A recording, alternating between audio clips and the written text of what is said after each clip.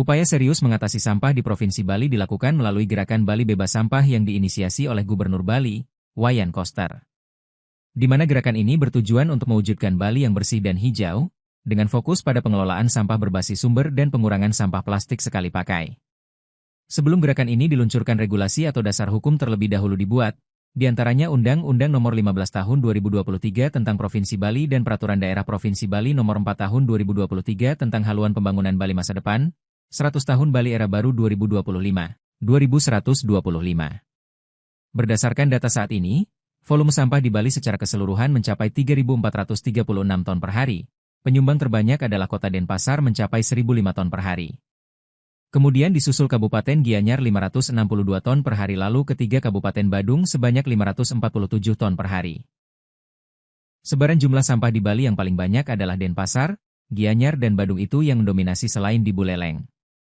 Buleleng karena memang luas wilayahnya besar tapi permasalahan sampahnya tidak serumit seperti yang ada di Denpasar dan Badung, ujar Kepala UPTD Pengelolaan Sampah DKLH Provinsi Bali Nimade Armadi, dalam kegiatan workshop jurnalistik Gerakan Bali Bebas Sampah pada Sabtu 26 Juli 2025 di Denpasar. Faktor lain penyebab timbulan sampah di Denpasar, Badung dan Gianyar adalah wisatawan yang berlibur di ketiga wilayah itu. Jika dilihat secara data selama tahun 2024, Bali menerima total 16,4 juta wisatawan, terdiri dari 6,33 juta wisatawan mancanegara dan 10,12 juta wisatawan domestik. Angka tersebut 4 kali lipat dari jumlah penduduk Bali yang hanya 4,46 juta jiwa dan penanganan sampah menjadi concern dari kepemimpinan Gubernur Bali Wayan Koster dan Wakil Gubernur Bali Giri Prasta. Dari 436 ton sampah per hari di Bali, paling banyak merupakan jenis sampah organik lebih dari 60%, dan 17% lebih sampah plastik. Jika kita lihat jenis sampah yang paling banyak, yaitu sampah organik.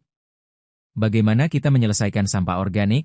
Maka dari itu Bapak Gubernur mengeluarkan kebijakan pengelolaan berbasis sumber. Sumber sampahnya dari mana?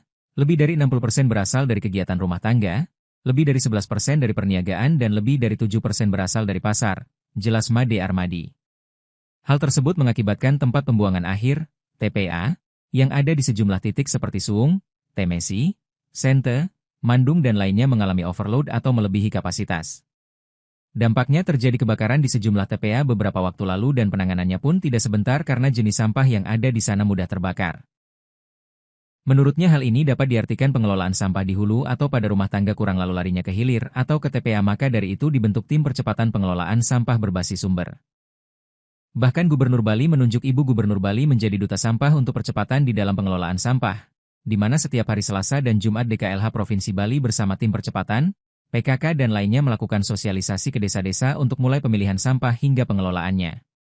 Setiap hari Selasa dan Jumat kita lakukan sosialisasi, Denpasar sudah kita sentuh semua dan kemarin kita bergerak ke Gianyar dan Badung. Tentunya nanti ke semua kabupaten kota melakukan sosialisasi secara masif untuk mengurangi sampah plastik dan pengelolaan sampah berbasis sumber, imbuhnya. Selain sosialisasi dengan masif, pihaknya juga mengevaluasi TPS 3R yang ada untuk dioptimalkan karena di sana dapat mengurangi sampah yang dibuang ke TPA, kemudian juga mengoptimalkan bank sampah serta depo-depo sampah. DKLH Provinsi Bali pun mempunyai slogan, Desaku Lestari Tanpa Sampah Plastik. Ini adalah aplikasi dan implementasi di dalam mengurangi sampah dari Pergub Nomor 97 Tahun 2018. Selain itu terdapat juga slogan, Desaku Bersih Tanpa Mengotori Desa Lain, yang mana slogan ini adalah aplikasi dan implementasi di dalam pengelolaan sampah berbasis sumber dari Pergub Nomor 47 Tahun 2019. Kami di pemerintah provinsi berupaya secara masif bergerak supaya kita bersama-sama bergandengan baik di tingkat provinsi hingga ke paling bawah di rumah tangga. Kalau sampah kita tidak kelola dari sumber akan berdampak seperti di mana-mana TPA penuh, kemudian di mana-mana TPA kebakaran, biaya penanganan dan pemulihan kebakaran itu sangat besar, papar Made Armadi. Workshop jurnalistik Gerakan Bali Bebas Sampah diselenggarakan oleh Yayasan Bintang Gana, sebuah yayasan yang bergerak di bidang lingkungan. Kegiatan dibagi ke dalam 2 sesi talk show.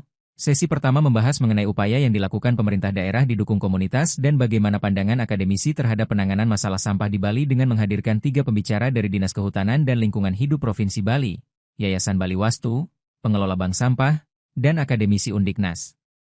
Talkshow kedua membahas bagaimana langkah atau bentuk aksi nyata dari asosiasi industri terhadap masalah sampah dengan menghadirkan pembicara dari perwakilan asosiasi yakni Asosiasi Pengusaha Retail Indonesia, APRindo, DPD Bali dan Sekretaris PHRI Bali Peri Markus.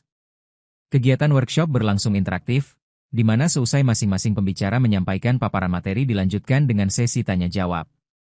Tidak hanya sekedar mendengarkan paparan materi dari masing-masing pembicara, seluruh peserta workshop dari beragam media di Bali ini pun diajak mengunjungi langsung ke TPS 3R Desa Adat Seminyak.